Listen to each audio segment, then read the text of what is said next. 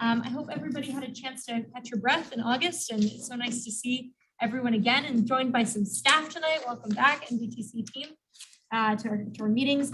A few modifications to our normal protocol. We are continuing safety protocols, a little more distant than usual, given the surge in the Delta variant. And we also have a few commissioners participating virtually, so long as we have an in-person forum, which we very much do. Thank you all for coming.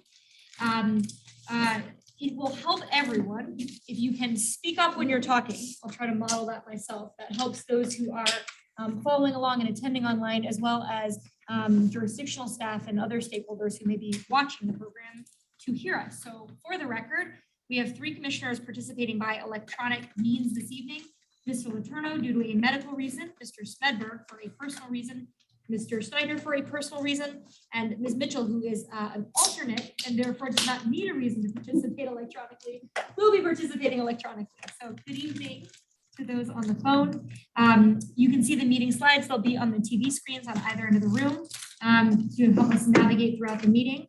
And with votes, we will do the sort of call voice vote in the room, which was such a relief compared to the 10-minute long roll call votes. And then we will ask the 3 commissioners participating virtually to confirm their votes when the secretary is ready for them. So we have quorum. We are ready to begin. I trust that you all had a chance to review the agenda for the evening, and we will begin with any written public comments. So Ms. Mattice, any public comments tonight? So Madam Chair, no, we did not receive any comments this evening. Okay. Guess everybody is also still on their August breaks. So we are going to move into the commission look ahead as we all reorient ourselves to the fall. We've got some exciting things on the agenda. And I'm going to turn again to our executive director to preview some of the things we can expect throughout our fall meetings. So yeah, indeed, we have been very busy over the summer, leading into a number of different action you guys are going to see as we go into the fall. And so actually included in your written materials is a 2-page outline of what we anticipate to be the agendas for all of our meetings now through the end of the calendar year. But just to give a little bit of highlights, you're going to be hearing a little bit more about this later. But staff will be recommending a slate of projects for commuter choice in the 66 corridor. This is actually something that we've been holding on to for a little bit, watching the revenues. So we do actually have, do anticipate we have the ability to fund some more projects. And then we also will be opening the next call for projects for the I-66 corridor, again, later this fall. We're very excited to be able to launch the next study phase and public engagement for the Evasion Route 7 bus rapid transit line. We are right now in the process of reviewing a number of different proposals from firms who are going to help us with that. So we'll be coming back and announcing out a little bit later in the fall. This is really exciting because this phase of the study really does talk about engaging back with the community, and hopefully we'll be able to do that. We haven't been able to do that for a couple of years on this project, so this will be a lot of fun. So again, you will be briefed on that in the coming months. This is the time of year where we are developing our legislative agenda. We plan on having a legislative and policy committee meeting in advance of our October meeting. So staff are in the process of developing that agenda right now, actually alongside many of your jurisdictional staff, so that we can make sure we can echo or amplify things that locals are very interested in the public transportation space. We will be publishing our 2021 annual report on the performance and condition of WMATA. That is a legislative mandated report that we've worked on every year for about the last 3 or 4 years. And it's really an opportunity for this commission to convey priorities for WMATA moving forward, whether it be in the budget process or otherwise. So that's going to be developed through the WMATA committee later this fall for presentation to this body. We're going to continue to take a deep look at some of the key policy issues that are emerging earlier in July, and then you're just going to hear a little summary of it. We've done some work on zero and reduced fare options and what localities, when they look at doing decision about how they do fare structures, what are the different things that they need to be consideration. So we're going to touch on that a little bit here. The other thing we're excited to share is we plan on a zero emission bus symposium later in October, primarily geared to our jurisdictional staff to think about all of the different things that happen and what you need to do to implement zero bus emissions. We anticipate there's going to be a lot of revenue, especially in the federal space for zero emission buses. Right order, you know what I'm saying. But anyway, so we will be coming back and reporting on that likely at our November meeting. And then finally, we're also going to be presenting our next general administrative budget a little bit later this year. It's crazy to think we just started the fiscal year and already we're back again. And so again, it's all part of us moving forward. So it will be a busy fall, and we appreciate everybody's engagement on both committees and then around the commission. Thank you so much, Kate. And I, for one, am especially excited about that look at zero emissions bus options. I know that's something we've been talking about a lot in our jurisdictions, and I suspect others are as well. So, and we were tonight talking about zero fare options. Any questions or feedback for Kate? Thank you to the commission team for the hard work over the summer. One thing to note, just as a chair's comment for the look ahead for the fall, we also take our annual opportunity to review the performance of our executive director. I hope everyone received my email yesterday, which includes a survey link and a memo that can guide your feedback for Kate. If you've not received it, please let me know and I can make sure to get it to you. And we ask that you complete that by the 15th of September so that we can engage in an extensive and thoughtful review process to support our executive director by guiding her with some good feedback. All right. Our first action item is to approve our minutes of our meeting of July 1st. Do I have a motion on the table? Second. Mr. Alcar, I'll give the second to Senator Eben. Are there any questions or amendments to the minutes? Okay, seeing none, I will call for yeas, nays, and abstentions. All those in favor of approval of minutes, please say aye. Aye. Any opposed? Any abstaining? Keep your hands up for a minute for Ms. Gilchrist. Sullivan, Stewart. Is that it? Four? That's right. And then on the phone, if you could, we'll go through, if you could just give us yeas, nays, or abstentions. Mr. Smedberg. Yay. Mr. Letourneau. Abstain. Mr. Snyder. Snyder, yes. Thank you very much. Okay, that passes. Thank you all. 3 items tonight on our consent agenda. The first is an authorization for the NVTC executive director to sign non-disclosure agreements on our behalf. The second is a memorandum of agreement pertaining to with whom we arrange for our general counsel services. The by whom those services are being provided is not changing, but the with whom we contract is. And the final is to set a letter of endorsement to the City of Alexandria's application for the TRIP program, which, speaking of zero fare, is the state's zero fare support program. Ms. Tice, anything to note just in characterization of any of those items that you think commissioners ought to be aware of? No, I think the only thing I want to mention is we are actually looking forward to perhaps other jurisdictions next month coming and looking for a letter of endorsement for that TRIP program. Great, thank you. Okay, let me actually give an opportunity for any questions or comments about those items before we move into the vote. Yes, please. Kate, could you give me some example of what you might need a non-disclosure agreement for? So sometimes we are working, actually I'll give it a good example. For many years, we've been working on a lot of fare technology with Lamada. And a lot of times those are working with proprietary either contracts where we're actually being asked to help be a part of a review team for a contract at another body. Actually, that's probably the best example. Okay. Yeah, so that's almost all of the times that we do it. It's when we're dealing with reviewing other proposals that another jurisdiction has. Okay, thank you. Questions? Any others on that? Or yes, please, Mr. Guerin. Actually, on C, I just wanted to say thank you to the RPT for the work on the program and close coordination with jurisdictions and the development of the application materials, and of course to NVTC and the letter of support. I think this is going to be a major step forward in what we're trying to do. You know, it's going to be in the white paper, but in the City of Alexandria, we're very excited. And one more thank you to our state legislators who helped make this happen as well. Adoption.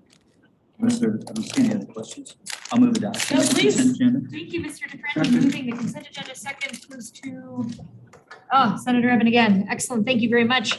Any further discussion? Seeing none. All those in favor of the consent agenda, please say aye. Aye. Any opposed? All right, gentleman on the phone, Mr. Letourneau. Aye. Mr. Smedberg. Aye. And Mr. Snyder. Aye. All right, that passes unanimously. Thank you all very much. Okay, we move into a non-action item, but an important one, the Washington Metropolitan Area Transit Authority update. I'm going to start both our WMATA board members are joining us virtually. So we can all turn our attention to the screen for Mr. Letourneau and Mr. Smedberg in whatever order you choose. And then I'll ask our committee chairman, Mr. Aguirre, to give us a WMATA committee update as well. So Paul, Matt, over to you both. Hi, Katie, or Chair Crystal. I'll start off and turn it over to Matt for a few of the bullets so we can share this. Not too much of a report, but there are some changes coming to WMATA in September or this month as people start to come back to the office. So improvements to service and changes to fares are coming this week as the region resumes school and again gets back to work and other types of activities. When compared to the current services, there will be more frequent all-day rail service, better peak rail service, and improved late-night rail service and hours of service. We'll also have more buses on the most popular Metro bus routes, with 36 lines seeing increased service for most of the day and restored or improved service on additional routes. Fares, riders will see a flat $2 rail fare on the weekends, a transfer discount of $2, which means free bus transfers to and from Metro Rail, and short-term promotional discounts on WMATA's combination rail and bus passes.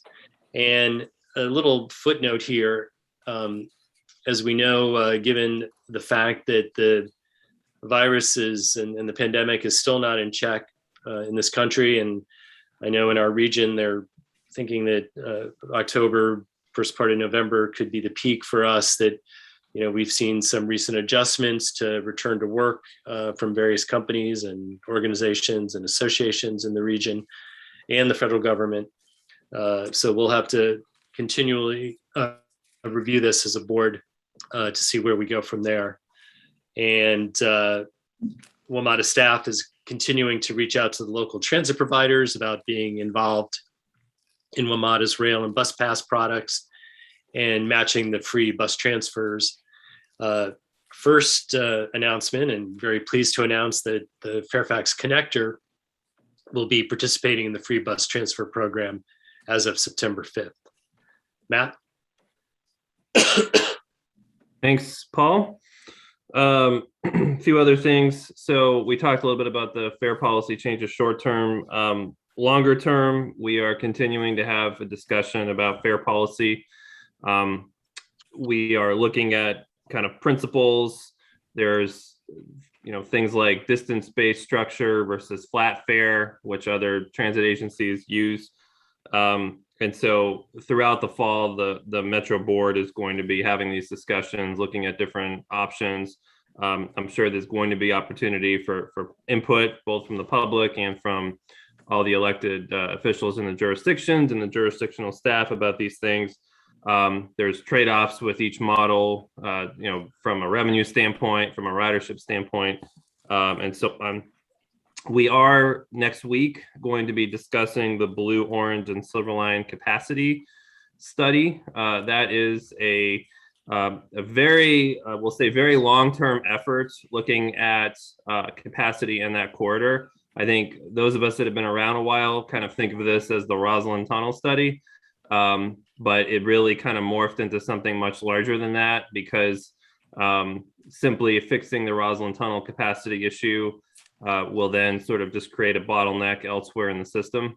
So staff is going to present 5 or 6 alternatives. Eventually, we will whittle that down to a locally preferred option. That won't happen until at least the end of the year. So again, there'll be opportunity for all of you to see this and have input in it. They're much larger projects. We're talking about things in the neighborhood of $20+ billion. And they would typically add significantly to either existing lines, or they would essentially create new sections of lines and potentially connect some other areas or provide express service in other areas and so on. So you may see some coverage of this next week. I would just say this is really, really early in the process. It's a very long-term process, so it's not like anything's really been decided. The last thing that I'll just mention, because it has come up before, is the tariff changes that the Metro Board was considering as it relates to suspension of individuals that had been arrested for either a indecent exposure type crime or a assault with a weapon or something of that nature. There have been concerns expressed from the district and from Maryland from the standpoint of both the ability of Metro to enact this, which Metro believes it does have that authority, but there are some concerns from those jurisdictions that we may not, and also from some members of the public from a civil liberties standpoint, because Metro would be taking action to suspend somebody from riding the system without full adjudication of their criminal case. I will not really elaborate at the moment. I think it kind of remains to be seen exactly how, where we go from here, but given the concerns from the other jurisdictions on this, I think Paul and I would not anticipate there being action on this. And I've already kind of expressed my viewpoint at the time when we voted to move this forward, and that I thought it was overdue and something that I would have assumed we had already been doing, but be that as it may, that's kind of where we're at. Yeah, thanks, Matt. And we both did express our views, and the new proposal was brought forward in the spirit of not only protecting our riders, but also our employees. And it was done with good intentions. It was very, very narrowly written to respect people's rights, and there were appeals. It was not a permanent banning. And so, I think got caught up in a little politics as opposed to actual legal arguments. But anyway, it is what it is at this point. And, we'll have, more discussion on it in the future. Both following national trends, it seems like that actually, unfortunately, may be something that is not going away. The dynamic of increased incidents of violence against drivers and operators in particular. So yeah, and there are local systems, Madam Chair, that have similar policies in place already that are much broader and much stricter than WMATA was proposing. And nationally, several systems have very strict policies, in fact, bans, outright bans for life from the system for similar and less offenses. So I guess it's just the time. So anyway, more to come. on that note, or any of the perhaps more positive things our two WMATA board members have shared, are there questions or feedback? Please, Mr. Turner. Sorry, I seem to be the question guy, but two questions. Are WMATA employees all required to be vaccinated? Yes. Yep. And they're working on, and the ones who are not we're working to encourage them to get there. I think there's also like Mike, there might be kind of a modification with, you have to have testing at a more regular basis if you're opting out of vaccination, but there are policies in place to increase vaccination among Metro employees. The next question is probably out of left field, but I'm going to throw it out there anyway, because I think we're going to move closer to this extreme position sometime in the next year. I personally am really tired of trying to accommodate the willfully ignorant who refuse to get vaccinated, with 40% of our population that consists of people who want to endanger the rest of us. I really think we are going to get to a point where retailers and public services are going to mandate CDC card checks at the door before they can use the services.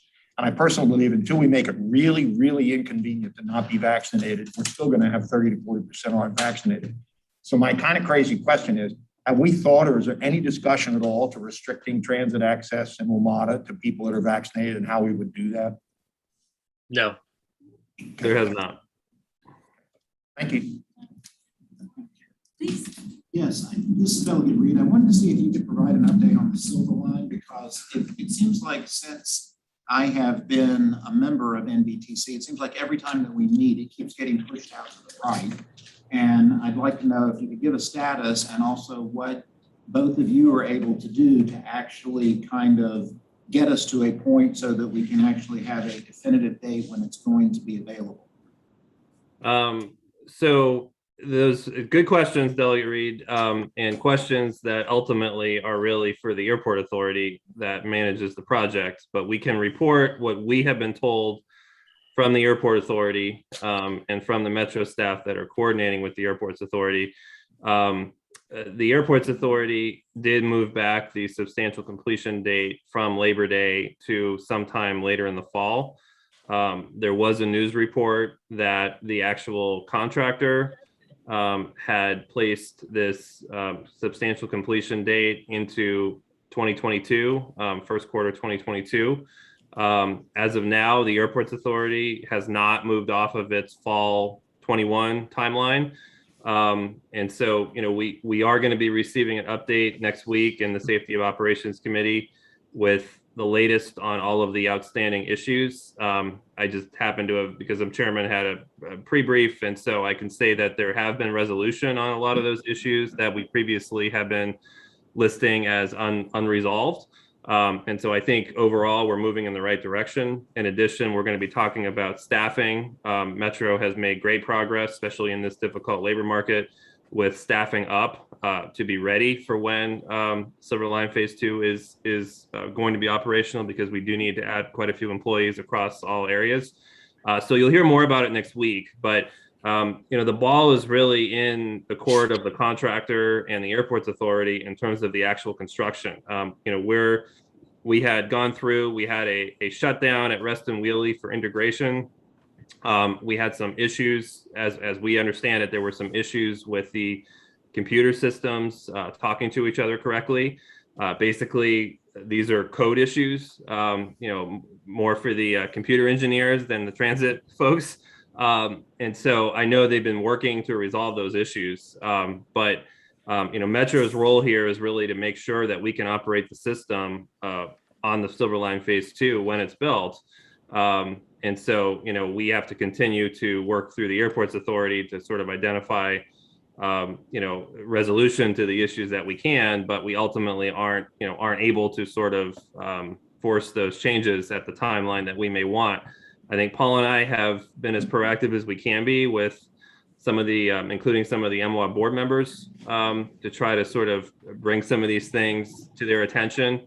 And we've kind of done whatever our Metro staff has advised us that would be helpful in terms of a quick resolution. But, obviously I'm really eager to get this operating as fast as possible. So, we're kind of at the mercy of others, but I do think, you will see that there has been progress made on some of the outstanding issues that we were really concerned about. So that part is good. And Delegate Reed, David, there's also one thing I want people to understand is that once the contractor and MWA do come to some agreement on a substantial completion date, then it is turned over to Metro there. And, there's going to be a period of time there where things will be tested, things will be looked at and reviewed. It doesn't just, substantial completion, it's turned over, and then, service will start in a week. There is a period of time where there will be a lot of review and testing that goes on. And then the board has to formally accept the project. And we've made it pretty clear that we do not and have no intention on accepting a project that is going to place any undue financial or other types of burden on the system right out of the box. So, a lot, as Matt said, there's been a lot of progress, but yet there's still steps that have to take place, before we get to a service date. So there are two things. There's the substantial completion and then the actual service date. Thank you for the good question, Delegate Reed. I know it's top of mind for quite a few folks. Mr. Fair with a follow-up. Paul or Matt, either one of you. So to that point you just made, Paul, if we've slipped substantial completion from Labor Day to December, does that necessarily correlate to a slip from first quarter 22 to second quarter 22? Or is that second phase that you just talked about, Paul, is that pretty fluid and really situationally dependent based on what they find once it's turned over. Well, let me just say Go ahead, Matt. first, and I'll let Paul answer the second question. So the substantial completion has not slipped to December. It's still third quarter 21, which we're in, as far as the airports authority is concerned. But obviously, if we were originally thinking Labor Day, and that was going to lead to an operational readiness for Metro sometime around January, February of 22, and now we're looking at November or later, then that would push our expectation, because Metro will still need the same amount of time to do the same amount of testing and preparedness for actual operations and finishing hiring and all those things, that's been built into the timeline. Please, Ms. Gardner. Hi, Matt and Paul. Nice to sort of see you. It's Libby here. While we're talking about delays, I think the Potomac Yard Metro Station is looking at some delays. And would there be any adjustment to subsidies because of that? Is there any talk about that? Yeah, they're looking, and again, with the Silver Line, same thing. I think there will be adjustments along the way. Yes. Thank you. Or will have to be. Yes. That's even better. Thank you. Yeah, although I want to say on the Silver Line, see, probably the issue for Metro though is we're going to incur the costs on labor, even if the project gets slipped, right? So we can't just turn around on, if the project's suddenly opening, let's just say, I'm not saying this is the date, but let's just say it's April 1st suddenly, obviously we can't wait till March, so we've been on this glide path of hiring. And it's a very detailed hiring plan because there's hiring happening in every area. The majority of the increase in the operational costs for Metro and for all of you as part of your subsidy is labor. It's over 80%. So if we have these delays occurring kind of at the end, we still have those employees now. There is discussion about the project picking up some of those costs should that linger. And so that will have to kind of be the thing that, we'll have to see how that works out, and whether, there is some relief there, because, Metro, I think, would say, well, hey, if this isn't our fault, then this should be part of the costs that the contractor has to bear. But that's sort of a, kind of a negotiation. And Mr. Letourneau, the project there means either the airport's authority or the contractor. It's for them to work out. Yes. Yes. That'd be one to pay attention to. Thanks for the good question, Mr. Frost. With respect to the activities that Metro has to carry out after substantial completion, has anybody looked at whether any of those activities can be done now concurrently so that not the entire scope of Metro's activities are pushed off until substantial completion? It's not how, Commissioner Faust, that's not how it works. So, and that would, that I'm sure there are legal and liability issues related to that. So, Well, and we're not going to accept the project until it's in a certain state, so to speak. So the substantial completion, the issue becomes sort of the transfer of the property from one entity to another entity. So I kind of have asked versions of that question before, are there things we can be doing to speed things up to be ready?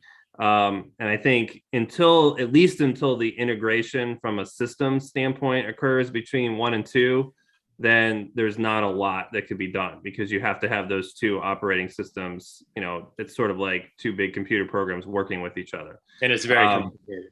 Yeah, it's really complicated. So probably not a lot is the answer, because I sort of suspect that's going to be the last thing to actually kind of fall into place. But I do want to make it clear, Metro is not necessarily taking the position that every issue needs to be completely fixed and resolved before we start doing those things. There are going to be, as part of the agreement between the contractor, the airports authority, and Metro, as there was in phase 1, there are likely going to be issues in which there is not a mechanical resolution to, but there is a financial resolution to. In other words, if a particular, a widget on the track is not necessarily exactly how Metro wants it. And Metro thinks that in time, these widgets are going to wear out faster. Then as part of that negotiation, Metro isn't necessarily going to say, no, we're not taking it, but we're going to say, you need to compensate us for the increased cost of more widgets over a shorter period of time. And so there becomes like a financial piece that is part of that.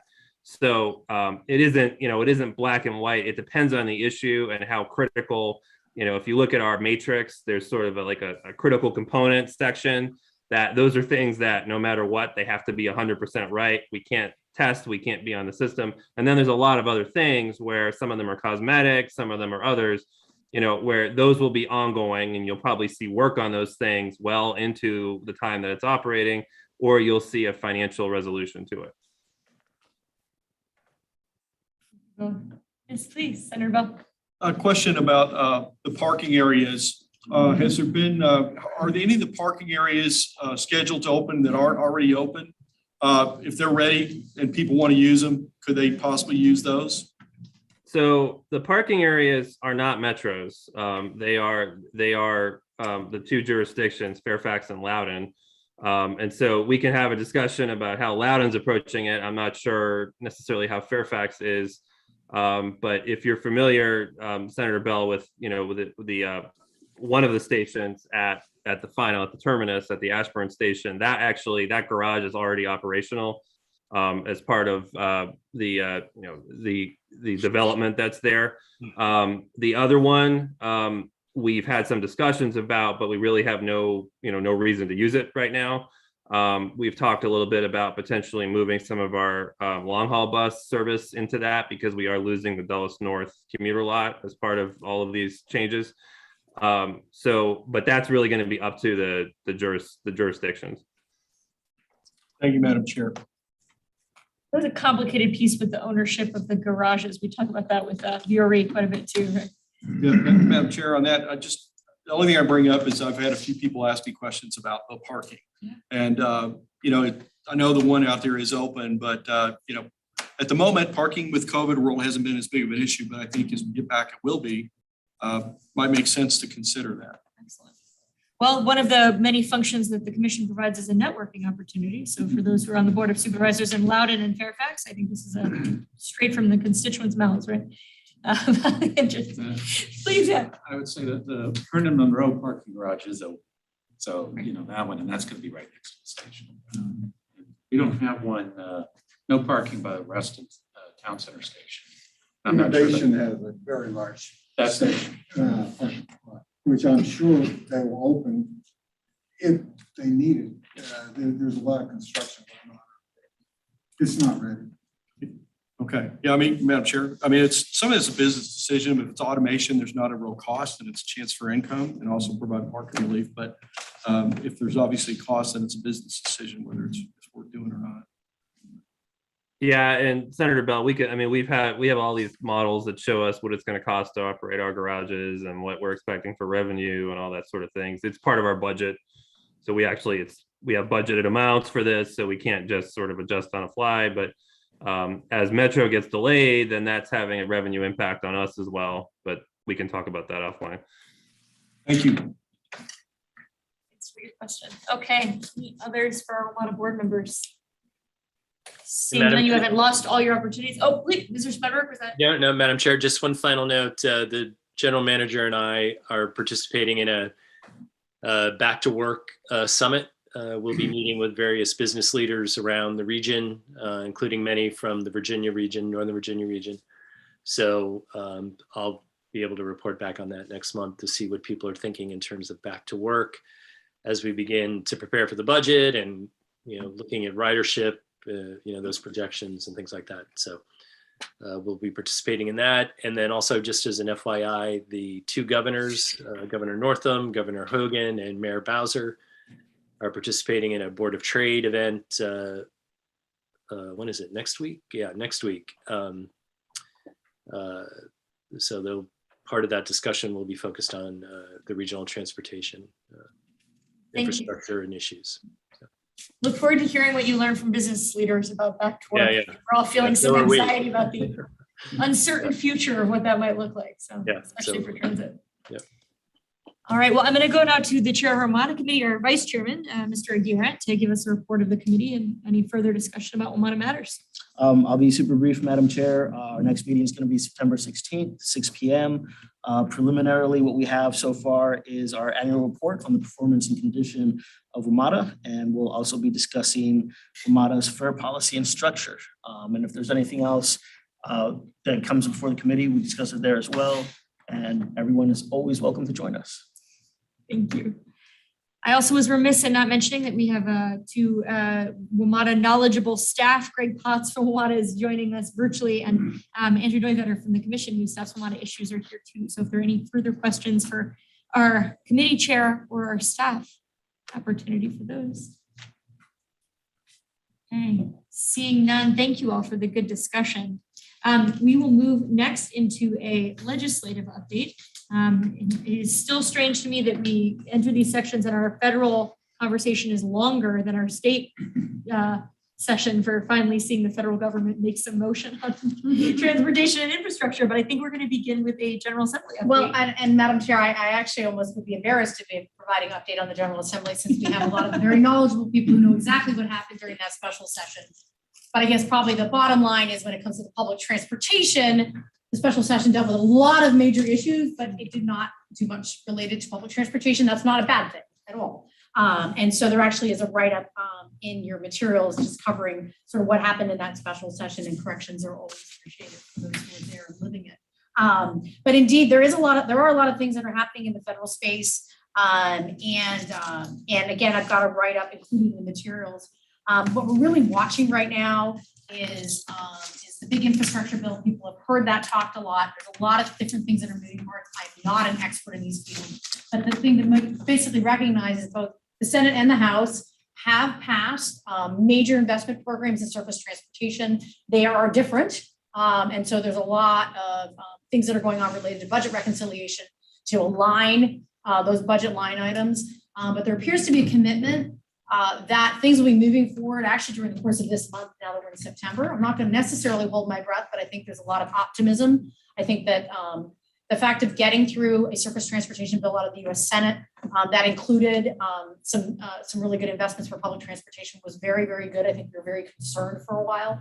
So what I'm hoping is that next month, and we have our legislative and policy committee in advance of this meeting, we're actually going to be able to really talk about sort of the tying the bow on these things. But just in general, when you look at the Senate, we're talking $90 billion for transit over 5 years.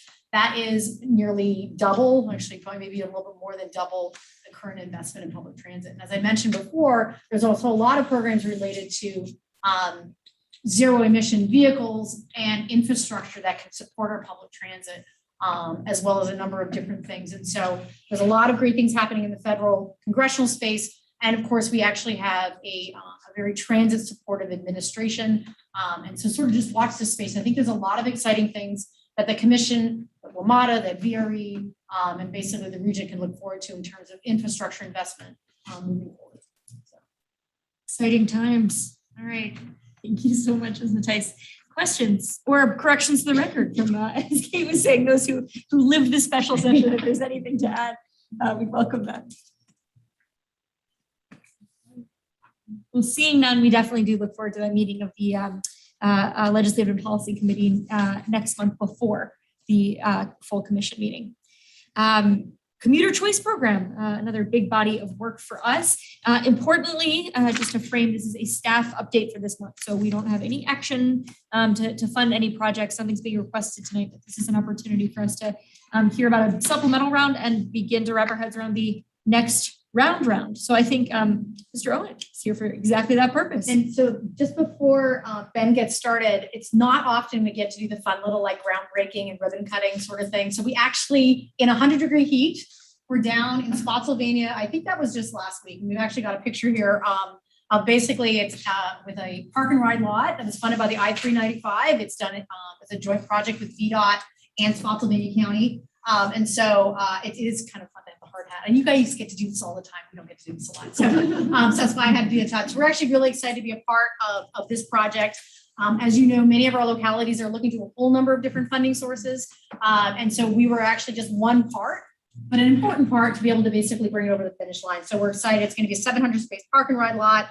It's going to provide some great opportunities for van pool, carpool, even some access over to VRE, maybe even a future Omni ride. We'll see. So 100 degrees. We were there. It was awesome. It's like 4 in the afternoon. Really makes you feel for those who are actually doing the physical construction of that. Oh, I right? know. But anyway, it was very exciting. And so, again, now that we're getting out a little bit more, we have a lot of projects that we've funded. And so being able to get out there and actually celebrate, we haven't been able to do that for a while. So that was really nice to be there. VDOT did a very nice job in hosting us. I would just like to see NVTC start to compete with NVTA, which does nothing but ribbon cutting. It feels like sometimes. I say that self-deprecatingly as a member of the authority. Thank you so Now much. I'll hand it over to Ben Owen for the update on community choice. Great, thanks. Well, it's nice to be with you all again in person for the first time in a couple of years. So I'll provide a quick briefing this evening on staff's recommendations for what's both the second and final piece of our round 4 programming process for commuter choice on the next board. Next slide.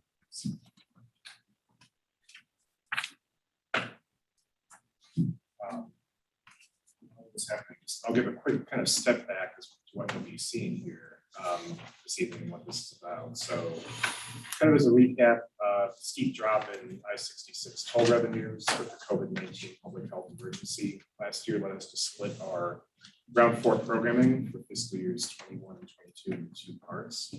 So last October, the commission approved a $4 million initial program with 6 low-cost, low-risk projects.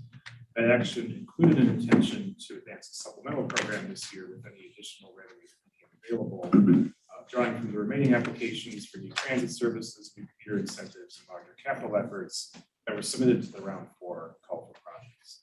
So fortunately, we do now have about $7 million available we've received pretty recently for new projects.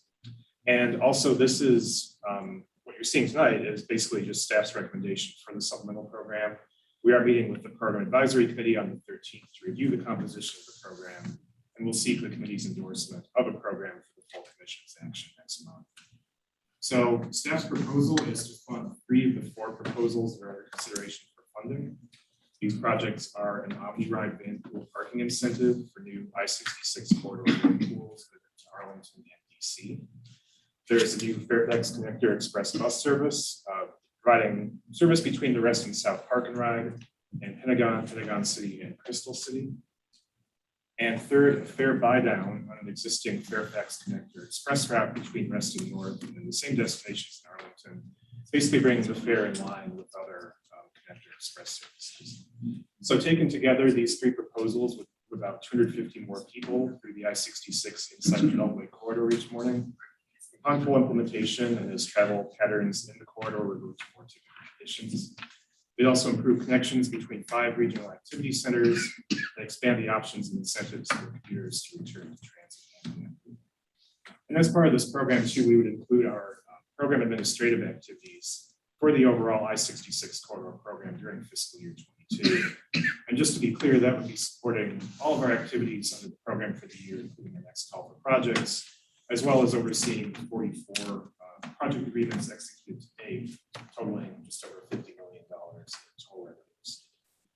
There's one proposal of the 4 that staff is not recommending for funding, and that's basically because it wouldn't fit. It's a proposed $5 million park and ride facility at the Patrick Henry Library in downtown Vienna. That's scored just below the Fairfax County new bus service, and with that, we wouldn't be able to accommodate available. We do propose to include the Fairfax County fare buy down, which scored a little bit lower. Given the strong regional interest, fare reduction, equity initiatives, and it would be a low cost means to help rebuild transit ridership in the I-66 corridor. Next slide, please. We will be holding a public comment period on the supplemental program that will be opening tomorrow on the 4 projects under consideration for funding. That's all 4 of the proposals, regardless of the staff recommendations.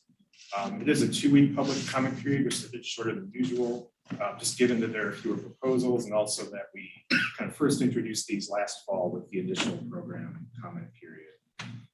We are promoting it on social media. We're conducting geo-targeted social media advertising along the corridors we typically do. We are providing social media messaging to applicants to help promote the comment period. So I'll be sending that out to them first thing tomorrow. We are going to hold an interactive virtual town hall meeting over YouTube at noon next Wednesday, September 8th, for any interested members of the public to learn more about the program as well as the projects under consideration for funding. And we will be accepting comments via online form. That's usually how most of them come in, as well as email and voicemail. Next slide, please. So in terms of next steps, again, most immediately, public comment begins tomorrow. That runs through the 17th. Hall meeting on the 8th.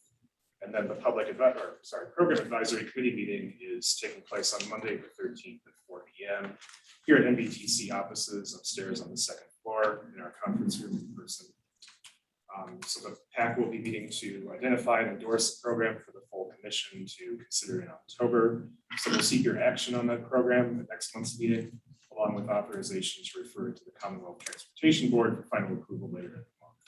And then once the CTB approval occurs, we'll begin the process of executing project agreements with recipients. And the fun in the I-66 corridor does not stop there, as we will move on to our round 5 call for projects starting in November. So we'll seek your authorization at that time to open that call for projects covering fiscal years 23 and 24. And we are hopeful that it'll be a bit more of a straightforward programming process than this last one was. We are working with the Commonwealth to get a clear sense as we can on what the revenue picture is going to look like for that period. So thus ends my briefing. I'm happy to take questions if I have. Thanks, Mr. Owen. Just to start us off, do we have any sense at this point about the revenue projections, just in terms of orders of magnitude, whether it will look like the first couple of years of the program, whether it's more likely to look like this past year, or we truly don't know at this point? I would have to guess probably somewhere in the middle. I know that the inside the Beltway revenues that provide much of the funding, those have been sort of on an upward gradual trend over the last few months. Hopefully, whenever people do start to return to work more in mass, which we've all been hoping will happen any day now, we'll see more of a real substantial uptick at that point. Thank you. Other questions, either about the supplemental round or any other questions about the upcoming call for projects in November? Mr. Turner, please. Ben, did I hear correctly? The 3 projects that we're recommending approval for will move an additional 250 people a day. Correct. And what's the total of cost of the 3 projects? The total cost of the 3 projects is about $5.5 million. Actually, the program would be $5.8 million, including our administration for FY22 as well. Thank you. Question. I'm assuming that just because such a thorough presentation, you've left us with nothing else, Mr. Owen. Thank you very much, and look forward to seeing you again and hearing what we hear from that public outreach effort. Thanks for conducting it. Okay, revisiting a topic that inspired a lively and interesting discussion last month, our zero fare and reduced fare options. Staff has now completed its white paper, your white paper. It went live earlier today. I had a chance to dig in a little bit, and I'm really excited to spend more time with it. There is a copy of the just executive summary, I think, right at your places, and of course can find it online. And here to give us the highlights, Mr. Fry, we're so glad to have you with us. So I'm going to turn it over to you to make some comments about the white paper and what was found in the research. All right, thank you, Madam Chair. Good evening, Commissioners. Nice to see you all here again. As Chair Crystal said, we did publish it this morning, now about around 10 o'clock. I think we sent you an email out a little bit earlier now, which was coming. It's been really exciting, the work we've done in the last couple months. One thing I do want to point out, based on the discussion that we had with you all last, I guess a month ago, or 2 months ago, back in July, there is a section towards, I think section 5 or 6 of the report that really tried to capture a lot of the questions and comments that you all had and tried to address this. Obviously, there are a lot of very complicated questions in there, and we're more than happy to, as you get a chance to take a look through that, if you have questions, please reach out to us, let us know. We're more than happy to keep digging a little bit deeper on that topic. We're really excited that we were able to share this with folks across Northern Virginia. We've shared it across the river. We went out to several different nationwide resources as well. Mass Transit Magazine, APTO is shared with Transportation for America, ENO, a lot of other different folks out there, VTA here in Virginia, and a lot of other folks. Also, as you can see on the screen here, we have a couple of very, very high level, some of the findings. I mean, a lot of them might be a little bit obvious, but this is a baseline of a lot of the work that we hope to continue doing. Northern Virginia is very complicated. I think we all know that when it comes to anything to do with transit, there's a lot of moving parts to make sure that things are moving effectively and moving accurately. Also, at the same time, there are pros and cons when it comes to the costs. And you may save a little bit of money over here. We don't have to buy fare cushions, and the costs go up over here because you actually have more riders now. So a lot of those trade-offs. I think that's a really big part of what this is, as they talk about those trade-offs that are really, really important. Like I said, going forward, we hope to do a little more research that dives a little bit deeper into what those trade-offs are and what they mean a little more at a granular level. One thing I do want to make sure is clear out of this is a tool for all of us to have.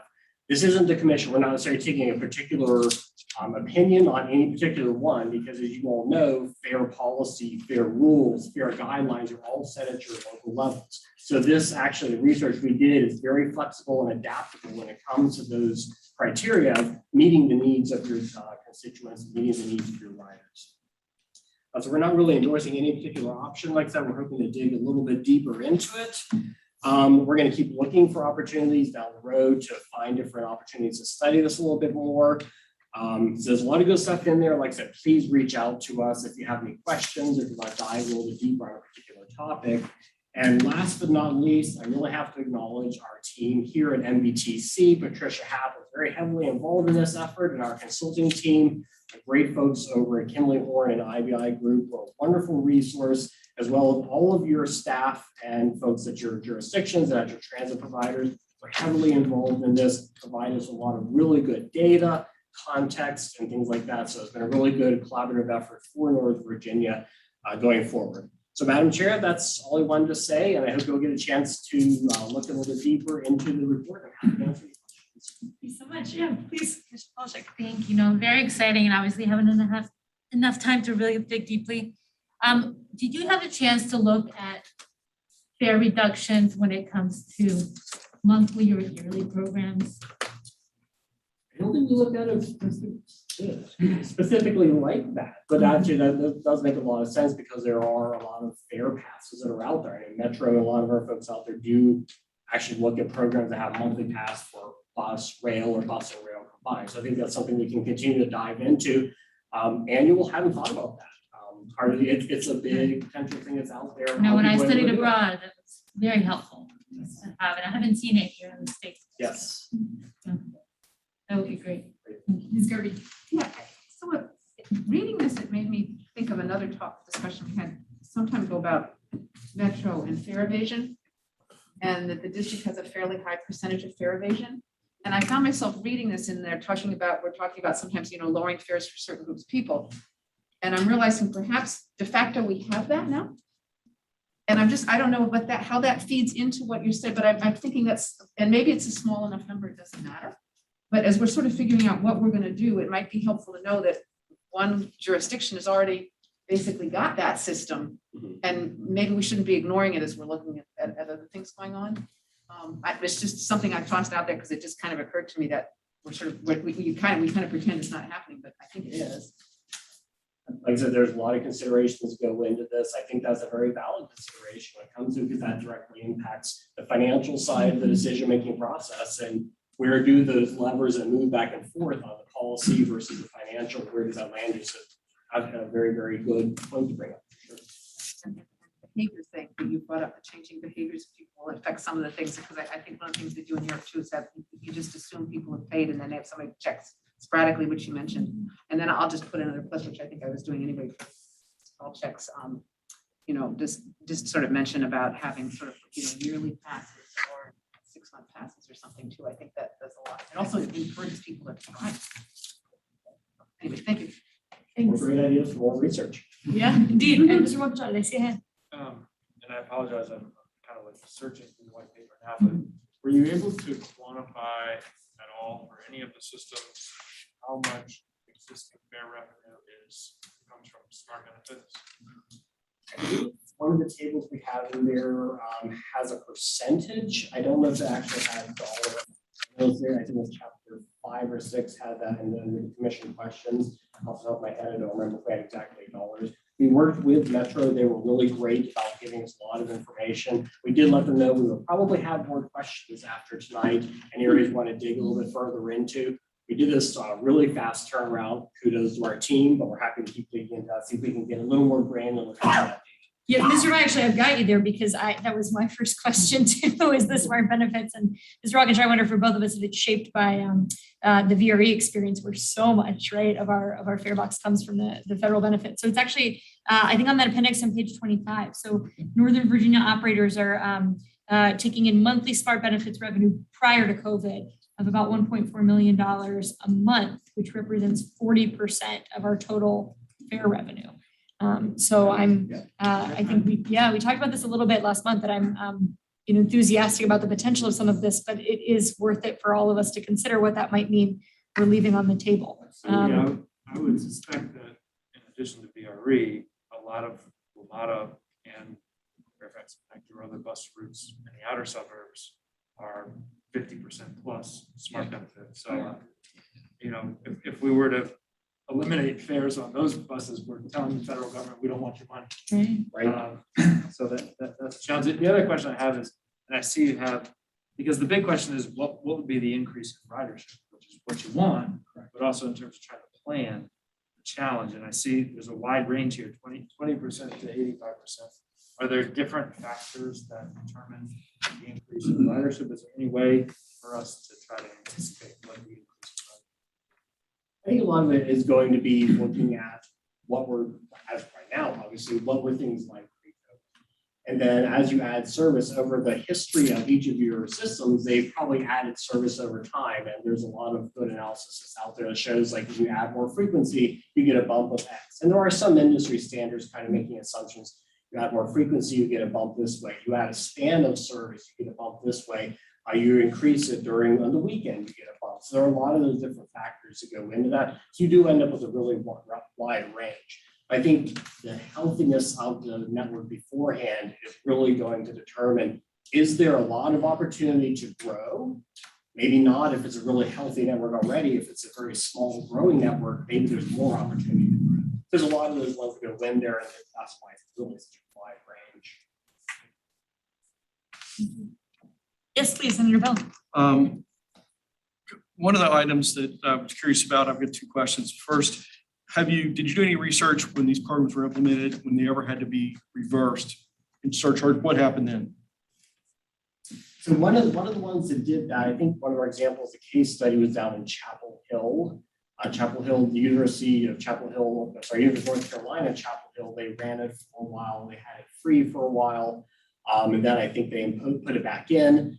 Part of it was really cheap anyways. They didn't see a whole lot of negatives after that. And then plus all the fact that students actually paid for those up front, like the passes. But some of the larger systems, since this is relatively new, we haven't got to the point where we've like really jumped into it and pulled back.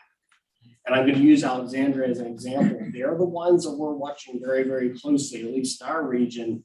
They go fare free, I think, this Sunday. So that's one of the ones we're watching very closely to see, what happens as they implement it. But in fact, if people pulling back, we haven't quite seen that as much because it is still relatively new in the US.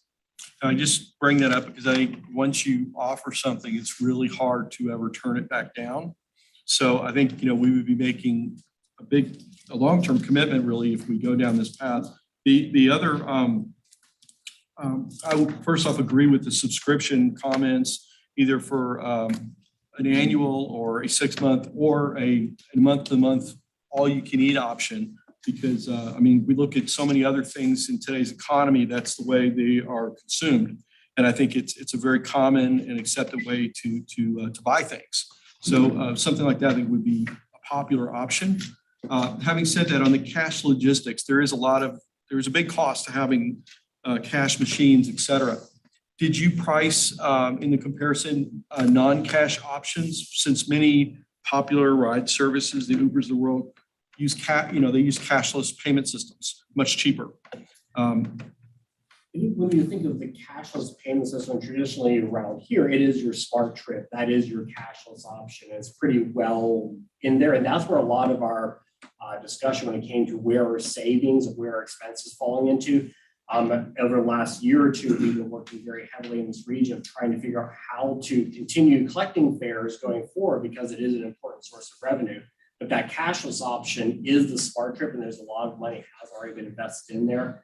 Now it has evolved in the last year or so as we rolled out, Metro's rolled out being able to transition your smart trip to your mobile phone. I think it's on both Google and Android at the moment. So those are some of the costs that are built into the bigger back end. Are there any other cashless options you're thinking of that I'm missing? No, that's pretty much it. I guess, if I look at what, on page 11, the table 1, the goals, and when you list the potential challenges, of course, it's cost effectiveness, fiscal sustainability.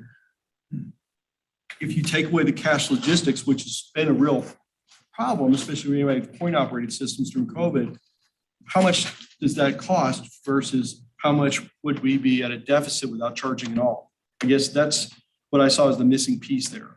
Oh, that makes sense. I mean, part of it is the hardware that we've invested a lot of money in. Yeah, you're right. There are possibilities to save a lot of money on that end by not having to have it. The counterpoint to that from a day-to-day logistics is how do we make sure we're counting all the folks that are on there? That's really, really important when it comes to different revenue streams. So right now you can actually, you could theoretically use a fare box that you tap a card on. It doesn't deduct any money, but you're using that to track people as they're coming on, maybe a senior card or a student card or a regular rider. You're still getting that important data. So there is some infrastructure that's still there with using those machines for a new purpose that it may not originally been intended to. So the complexity of all the different systems that go into tracking that and the ridership is not quite as clean as just take it all out or put it all in. That's why it kind of falls into that same continuum of the infrastructure behind the scenes. You need to support those different things. Even fare free is still, there's still a cost. Mr. Aguirre, and then I see Mr. Turner and Delegate Sullivan. So I was kind of curious if this is something that we could potentially kick over to the legislative subcommittee, kind of combining the thoughts from Senator Bell and Supervisor Walkinshaw that it's a long-term commitment, and are we leaving any money on the table? So then how can we kind of divert some of that funding to support that long-term commitment? So I don't know, just a long. I think it would be fantastic. I mean, if we have open ears with this administration or this Congress to make that point that an actual federal support for transit operations, certainly that'd be cleaner, right? Than the locals having to pay it and then trying to recoup it through fares that are then paid for by the federal government. So I love that idea. I'm sorry, I rudely jumped and inserted myself in, Mr. Turner. That's right. Thank you, Madam Chair. I just want to take a moment to commend the staff, Alan. This is a terrific report. It's concise, it's easy to read, it flows very nicely. I'm the Transportation Lanes Committee Chair in Loudoun County. I've had 3 conversations in the last 24 hours. One of the planning commissioners came to me and said, do you realize that right now we have applications pending that will put 6,000 homes between Sterling and Leesburg along Route 7, which goes right through my district. Loudoun for the last 20 years, the original concept of Eastern Loudoun was an auto-centric suburban. And what I mentioned to the chair just yesterday is we are trying to retrofit an auto-centric mentality with a multimodal mentality. Is an extraordinarily difficult, complex thing to do. We have just completed 2 parallel routes to Route 7, one on the north, one on the south. We just connected them. I went to ribbon cutting today. We get to do that all the time. And it was Riverside Parkway, which now connects to One Loudoun. And I realized in reading the report, we could model the Alexandria Old Town trolley along those 2 parallel routes to 7 and provide a free transit route just along those that connects our major retail areas, which are dying on the vine because we don't have enough homes to support the retail base. Free transit along those 2 parallel routes back and forth all day long would hit every one of those retail centers. One of the things that I saw in the report that really stuck out, though, was they said, we have found that unless there is a overarching auto issue, that it doesn't effectively drive enough passengers on even the free transit. Well, now we've opened up the parallel roads, so there's no longer an auto issue. So But it's a primer. It lets me sit down and look at a piece of paper for a really strange and complex problem that we just really kind of unearthed and look at all the options. It's very, very helpful. I really appreciate it. So thank you very much. Thank you, Madam Chair. I actually was going to ask about that very topic. I'm just on the white paper out. The eliminating fares can grow ridership. I noticed you can rather than does. But I was interested in the sentence that says US examples haven't shown evidence of mode shift, putting people onto transit, which frankly I was surprised by. Can you tell us a little bit more about that? First off, where do they come from then? And why doesn't it? The main reason, I'll start with the first question is about where are they coming from. A lot of it, what we saw in the research was people are moving not from cars there, but they were already multimodal minded. They're like, oh, well, I was going to ride my bike, but now I can ride the transit for free. You get people that are already in that certain mindset. They're used to commuting maybe some other way besides single occupancy vehicles. I think part of it too is the other part of why haven't we seen that happen as much is like, I think the opportunities have been very limited so far. And I think that's where jurisdictions and areas that are going to dive a little bit deeper into it, there is an opportunity to do that because you've seen some roll out there in university towns. It hasn't been on a really big scale or long enough to really see that mode shift because as you mentioned earlier, the long-term financial commitment to make sure you're like there for the long haul, to make sure you're committed to that, that's I think where the challenge is going to be. And that's where we're still early years. If you jump into it and then like, oh, wow, this is too expensive and pull back any momentum you might have started also with stuff. So I think it is a longer term thing. We're going to wait and see how these will roll out around the country, also in our backyard in Alexandria, and see how they do it and see if we start to see that shift. I'm sure they'll be collecting some great data. And we'll definitely be paying close attention to this topic for the next few years. Scarby next. Yeah, it's great. So we're peppering you with questions. Sorry. A couple of thoughts. One, I'm realizing it could be that just listening to Mr. Turner, that on the outside of the system, you've got circulators, just until people can hop on, and then they get on a larger system that takes them somewhere. That's so you don't make it all circulator, which I'm sure you guys know. And then to perseverate on the passenger, I'm realizing we're talking about looking forward, how more and more people seem to be using transit throughout the day to run errands, which is what we want, rather than commuting. And it seems to me the way you structure your fares may encourage or not encourage that. And again, that gets to the pass thing where you can, do a couple of things during the day. If you've got a subsidized pass where you're going down into the office once a day and it's like part of what you got to plan for, it's two very different mindsets. And okay, you're nodding your head. I'm just telling you stuff, But anyway, I think that's a deal that we need to be thinking more and more about. We're not just about commuter rail now. We're about trying to get people around. I think you're absolutely right because the pandemic has forced on us this new kind of reality where you don't have this 9 to 5 stuff so much. And we've seen even on the examples of some of our local systems that people are using it more on the weekend than they were even before the pandemic, or very much higher, higher frequencies of during the day. You're seeing these other patterns that are starting to kind of emerge out there, so we can try to see where that goes. We'll see what happens after the pandemic. Are people going to fall back to 9 to 5, or are they going to stay to this mindset of there are more things to do during the day and having more options? And possibly how we structure it will help boost that a little bit. Thank you. I'm sorry, this discussion brings up more questions. And I'm sorry if it is in here and I missed it. Were there studies, like I guess kind of micro level studies of areas that are becoming more urbanized, like Tyson's, Reston, Merrifield, and some of our cities, to see the impact of targeted programs on those areas to try to help incentivize, or are there any disincentives along with them on getting people onto transit as new riders? We didn't dive particularly into that. We stayed a little bit higher level with this first level analysis, but I think what you're referencing maybe the Tyson's area, that may be an ideal place for the circulator type of thing, where it's like it is an option, give people another option to move around there, make it easy to get around, make it safer to get around. That's a very targeted look. There were some of them were geographically targeted. So We're time targeted, things like that. The geographic part like that is a good example. There's a couple other areas I think around the region where there'd be good examples where that could be a model. I think, again, this is all really great feedback, and this is really stuff that's going to feed into as we keep diving in, because We're gonna keep case it busy. studies and we keep talking about it, asking questions. We want to use for case studies to see where is it really, really effective. Is it more effective here than there? We'll find out. Thank you. Excellent study.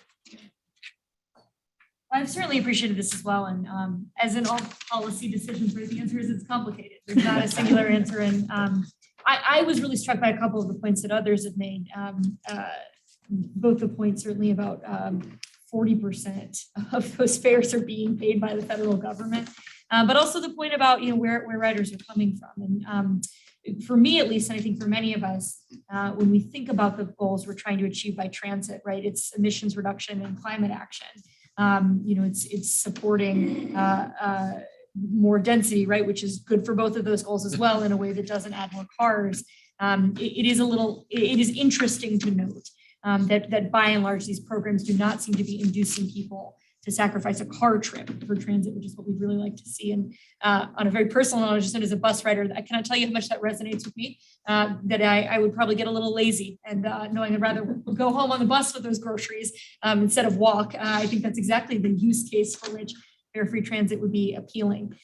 So helpful for me lugging the groceries, maybe not so helpful for our goals of climate action and reducing single occupancy vehicle trips. So I think, I'll just say for me, one of the things that this really leads me to think about, and I couldn't echo everybody else's comments more, what an excellent body of work and how effectively you address some of the pretty high level questions we threw at you last month or 2 months ago. One of the things I'm really interested in is thinking about the kind of compared to what question. And especially as localities that operate bus systems are thinking about, where is the best place for our transit buck? The goal is, of course, to grow the pie, right? To figure out ways to get the federal government, right, to spend more, et cetera, maybe to invest more of our own shares of budget into transit. But, assuming even with some new transit dollars, where can we most effectively spend those dollars? And so, it's interesting to think about how this might stack up to other goals we might have, for example, about reducing headways or offering more off-peak service, right? To the point about users other than commuters, extending hours and so forth. So I know that's something that's often been studied. I know WMATA did an interesting survey of riders that we saw, I think about 4 or 5 months ago, about what would get them back on the system. And I thought it was interesting how low down the list fare reductions ranked. So not to say, I think of course, the other major goal that these programs serve, that I think others brought up well in July, is equity. And the ability for somebody maybe to get on the bus instead of walking can have huge equity implications, even if the emissions reductions implications aren't there. So lots of that is just musing out loud, but I think this is a great opportunity to bring together what you've learned here with some of the other things we know or are learning about how to most support growing our transit systems and transit riderships. And really appreciate the great work. All right. We also could not have timed this better because our indefatigable team VRE is here just in time, all the way live from PRTC. So we have actually Madam Chair. Robust. Oh, please. I am so sorry, Mr. Snyder. I didn't give those on the phone an opportunity. That's okay. Still Please here. jump Thank in. you very much. I just, would echo what others say about the work on the fare or free fare or reduced fare transit systems. I think it's a fairly complicated issue, and I think the study helps illustrate that. It's also a case where one approach may not fit every transit system. So anyway, it's worthwhile continuing to study, but I think the bottom line is that it's a potentially complicated issue worthy of more study. At least that's the way I'm reading it. Thank you. Thank you. And thank you for chiming in there. Got also Ms. Letourneau, Director Mitchell, Mr. Smedberg, if you're still with us, please, an opportunity for questions from you all as well. I'm good. Thank you. Great. Thank you. Okay, now VRE, not a VRE. So I'm gonna, Mr. Fine, thank you again. Welcome, Mr. Dalton, our VRE CEO, as well as Mr. McIsaac, who's around here somewhere, and the council for VRE have joined us. We have 4 action items for consideration tonight from the VRE Operations Board. So I'll turn to Mr. Dalton first for report, and then Operations Board Chair Elizabeth Bennett Parker to tee up those action items for us. Mr. Dalton, over to you. Thank you, Madam Chair, and good evening, Commission members and others. You do have the VRE CEO reports in your packet, I believe, for both July and August.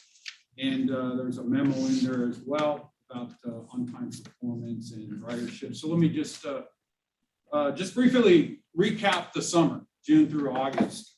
System-wide on-time performance was around 82%, primarily due to congestion, weather, and other issues related to freight, passenger, and VRE service increasing over the summertime. Overall, system-wide total ridership is down 85% compared to pre-COVID levels. Since May, our total ridership has increased about 50%, along with our average daily ridership. As new challenges with the return to work in the region have emerged, we anticipate ridership to continue to increase post-Labor Day, but not at a much slower rate than we had previously anticipated. Staff continue to work primarily from remote work environments, as our own return to work plans have been stalled as well. Overall, the health and welfare of staff and our contracted service providers remain strong, and we continue to maintain a continuity of operations with all business functions operating effectively. That is my report, Madam Chair. Thank you very much. Questions for Mr. Dalton?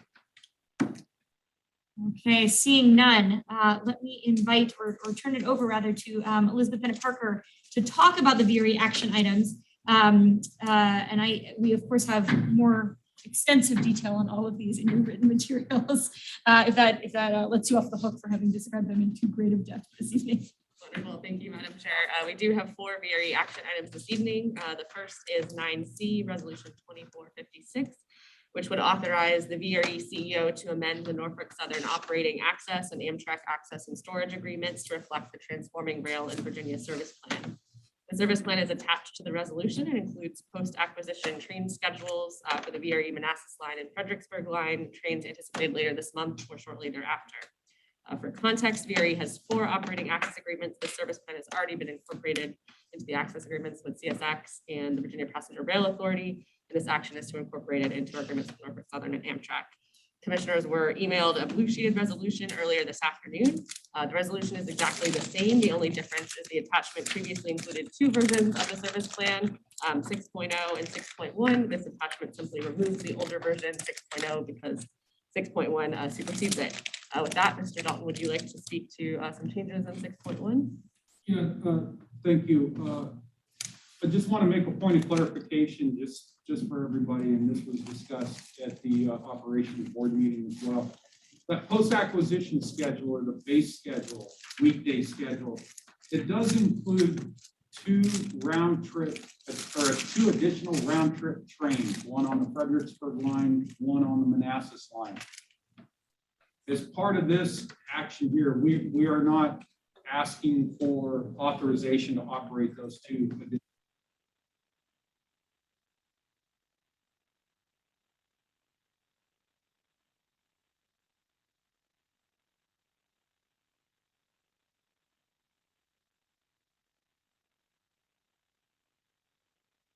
But I just didn't want anybody to look at that service plan and see those post-acquisition additional train slots and assume that we were operating them. I anyway have a predilection to get excited in that regard, so I appreciate the caveat. I don't jump out of my seat too much yet. We will bring that back. So I believe then that leaves us ready to take that first vote. And I am going to look, actually, Ms. Bennett Parker, would you like to make the motion? I would love to take that motion. Thank you. A second. Thank you, seconded by Mr. Meyer. Any further discussion or questions? Seeing none, all those in favor, please say aye. Aye. Any opposed? All right, and to our commissioners on the phone, Mr. Letourneau, how do you vote? Aye. You might still be on mute. You can go to Mr. Snyder in the meantime. I said aye. Can you hear me? Oh, I can hear you now. Great, thank you. Okay. Mr. Snyder? Snyder votes yes. I'm sorry. And Mr. Smedberg, are you still with us?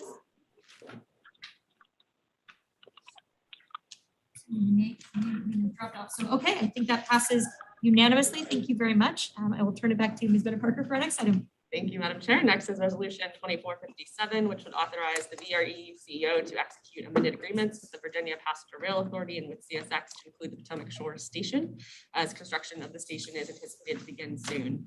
The approval of the proposed amendments will have no immediate fiscal impact for VRE. All capital costs incurred by VRE for the design and construction of the station will be reimbursed by the developer. Any additional operating costs associated with providing rail service to the Potomac Shores Station upon its completion will be identified in future VRE budgets and subject to the approval of the operations board and the commissions. Any questions about this item? Where is the station? Potomac Shores is in eastern Prince William, I believe, right? I'm gonna look at as a Prince William expert.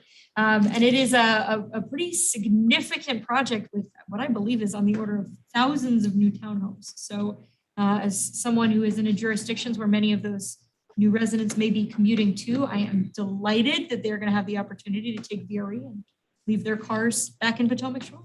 Thanks, Manager. Any other questions? All right, seeing none, a motion. Madam Chair, I would move the resolution. Thank you very much. Do I have a second? Second. Great, give it to Speaker Fuller-Corn. Any further discussion? All those in favor, please say aye. Aye. Any opposed? Seeing none. Mr. Letourneau, how do you vote? Aye. Great, thank you, Mr. Snyder. Yes, Snyder, yes. Thank you very much. That also passes unanimously. Our penultimate item, back to Ms. Bennett Parker. Thank you. Resolution 2458 would authorize the VRE CEO to execute a purchase agreement and an MOU with the Department of the Navy for property in the vicinity of the VRE Quantico Station. To facilitate construction of both VRE's Quantico Station improvements as well as the Marine Corps Base Quantico's parking garage facility, property purchase and property exchange is required. VRE has negotiated a purchase agreement for a small 0.12 acre parcel to be purchased by the Department of the Navy from the commissions. VRE staff has determined that the property is not necessary for VRE purposes and can be conveyed without adversely impacting VRE interests. The Department of the Navy has offered to pay $18,000 for the property, which is the billing based on fair market appraisal obtained by VRE. In addition, VRE has negotiated an MOU for future exchange of property between the two parties. And amongst your items today, you received a diagram of some of those properties. Questions for our CEO or attorney, if you want to grill him. It's here for it. All right, seeing none, Ms. Bennett Parker for a motion. Yes, Madam Chair, I move resolution 2458. Second. Great, thank you. Seconded by Speaker Fuller-Corn. Any further discussion? Seeing none, all those in favor, please say aye. Aye. Any opposed? Okay, Mr. Letourneau, your vote? Aye. Mr. Snyder? Yes. Great, thank you. That passes unanimously. And finally, maybe an even more immediate item for our consideration tonight, the financial and debt management principles. And so next is resolution 2459, which would approve the amended VRE financial and debt management principles. VRE has initiated the financial planning process for issuance of debt backed by the Commuter Rail Operating Capital or CROC Fund, as detailed in the funding agreement executed in March between VRE and DRPT. The first step in this process is to update VRE's financial and debt management principles. The Operations Board and the Commissions originally adopted these principles in 2013, and those principles did not anticipate CROC-backed debt issuance because the program was not established until 2018. So the amended principles include two new principles that will serve as a policy guide for the planned future issuance of CROC-backed debt. Tonight, we are only asked to approve the amended principles. Later this fall, at the end of the financial planning phase, staff will return to the Operations Board and the Commissions with recommendations regarding preferred path forward for issuance of that debt. And at that time, with the approval of the Operations Board and Commissions, the second phase of implementing that transaction would begin. Thank you so much. And as our executive director reminds us, this is particularly important because technically VRE is not issuing that debt. Technically, we, as one of the two parent commissions, are issuing that debt. So this is relevant to our interest. Although a source of healthy discussion at the Ops Board, really important to know, and our attorney, as well as bond experts have assured us that none of our jurisdictions are in any way implicated in that debt, in the backing of that debt. It is solely by CROC as the basis for the issuance. So an important, in case that worried anybody here, because we had a lot of conversations with our colleagues at the Ops Board. Any other questions? Okay, Seeing none. Chair, I would move resolution 2459. Second. Great, seconded by Mr. Aguirre. Thank you. Any further discussion? Seeing none, all those in favor, please say aye. Aye. Any opposed? Okay, seeing none, Mr. Letourneau. Aye. Great, thank you, Mr. Snyder. Yes. Thank you very much. That passes unanimously unless there are any other questions about the Virginia Railway Express. Thank you all so much. Thank you, Mr. Dalton. Great to see you, and Ms. Bennett Parker. We will move next then into the Department of Rail and Public Transportation report. We are lucky to have Director Mitchell with us tonight via, oh, I love that Richmond background. Very good. The wonders of technology. Welcome, and we'll turn to you for your report.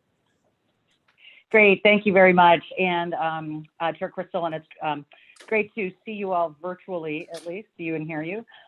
Just a few updates from DRPT. First of all, we had our at our July CTB meeting, we presented revised guidelines on the TRIP program. That's our Transit Ridership Incentive Program, which offers funds for both regional connectivity projects, but also fare-free or low-fare projects as well, which ties very closely into the discussion that Alan presented earlier in his very excellent white paper as well.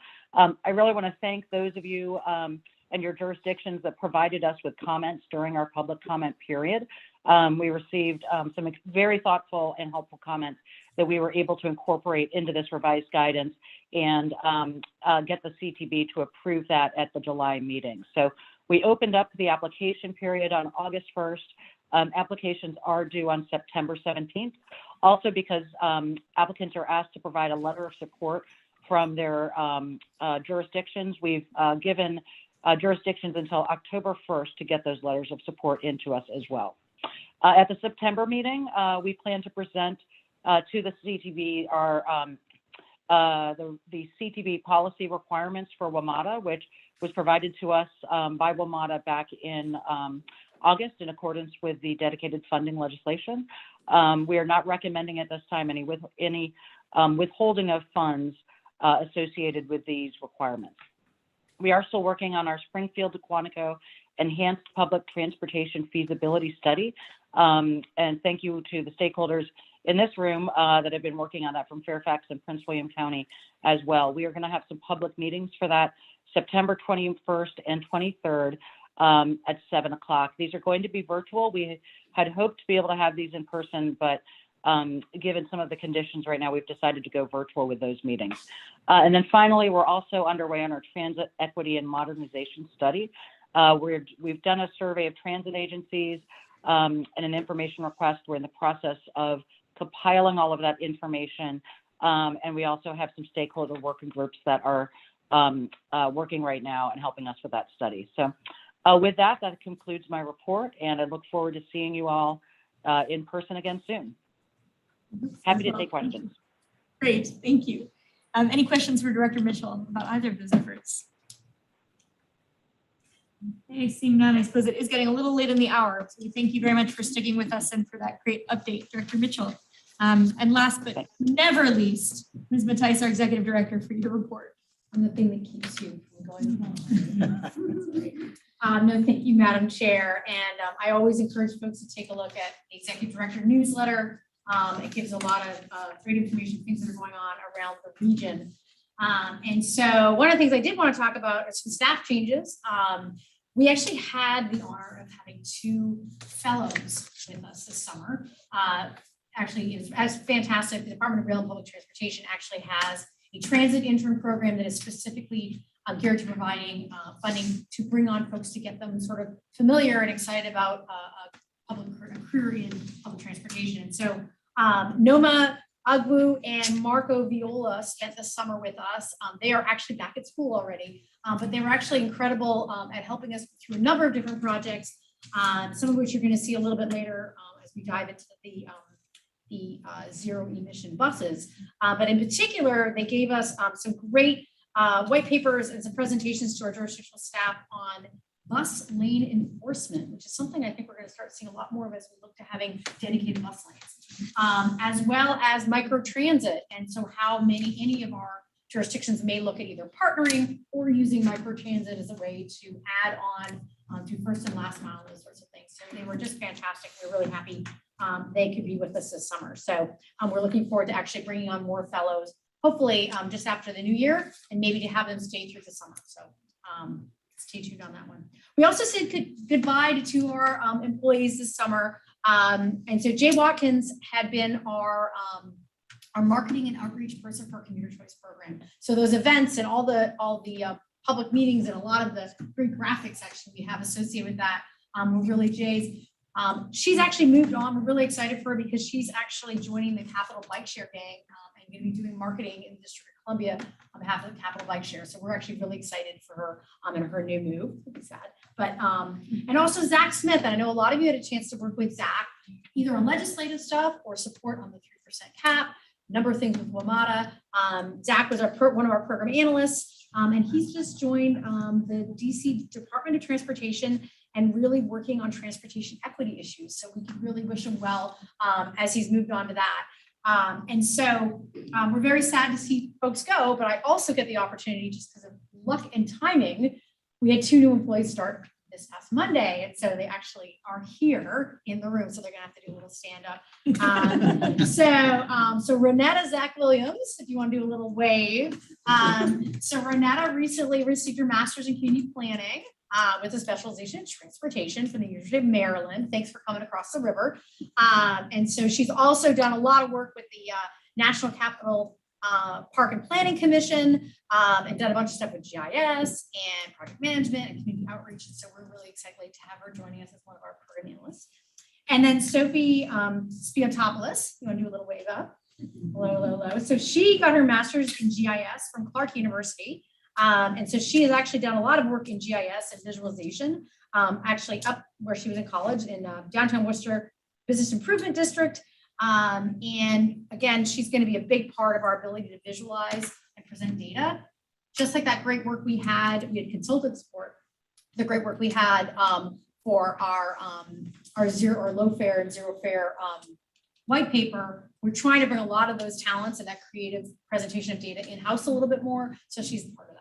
So we're really excited to have them here. The other thing I also want to announce, and Tenley's actually upstairs, so I can't show her up because she's actually running the slideshow from upstairs. But Tenley O'Hara has been our administrative assistant, front desk person, great organizer of all these great things. And I'm really happy to say she's also just been promoted to provide us as a legislative assistant. And so she's going to be staffing the Legislative and Policy Committee and helping us track legislation during General Assembly session and all those good things. So you may see some emails from Tenley where you may have seen excited to take on that role. Finally, just to wrap up, a lot of times we talked about meetings that are happening, but again, just a reminder, the Program Advisory Committee is going to be meeting on September 13th. That's likely going to be focused a lot on commuter choice, maybe a touch a little bit on Route 7. The WMATA committee will be meeting a little bit later that week on the 16th, diving into the annual report and all things WMATA. And then finally, the Legislative and Policy Committee will be meeting in advance of this meeting on October 7th. And so stay tuned. We may have them upstairs. We're actually talking about how that goes, spacing, Delta, staff being there, all that good stuff. The dates are not going to move. The times are not going to move. But we'll give you a little bit more information. So that concludes my report. Fantastic. Well, lots of fun and welcome to the new staff. Congratulations, Tenley. Thank you so much, Kate. Are there any questions for Kate on any of the items in her report? Okay, seeing none. Anything else for the good of the order before we conclude tonight? Thank you all so much for the great conversations this evening. I look forward to seeing everyone on October 7th when we next convene.